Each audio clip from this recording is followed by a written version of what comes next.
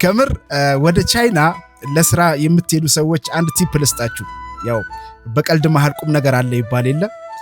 ይሄ ምስሉ ላይ የምታዩት ሁለት ግለሰቦች ያው በትራፊክ ፖሊስ ፊት ለፊት ይጣላሉ። ያው ግጭታቸው ምን እንደሆነ በትክክል ባይታወቅም እና ይሄ አንደኛው ልክ እንደ ጃኪ ቻን ወይንም እንደ ብሩስ ሊ የሚያደርገው ከውስጡ ያለው ንዴት ምን እንደሚያደርግ ግራ ገብቶት ነው። እንግዲህ አስቡት እንደዚህ የሚወራጨው። ግን ሁለቱም አንድ ነገር ያውቃሉ። በቻይና ሕግ ቀድሞ የሰነዘረ ሰው ነው ክስ የሚመሰረትበት፣ ጥፋተኛም ሆኖ የሚታየው። ይህንን ነገር ጠንቅቀው ያውቁታል። ስለዚህ ነው እንግዲህ ይሄ ሰውዬ ብስጭቱን በውስጡ ያለውን የብስጭት ነበልባል እንደዚህ እያወጣ ያለው። ተረዳችሁኝ? አይነካውም፣ ጫፉን አይነካውም። ጫፉን ከነካ ነገሮች ተበላሹ።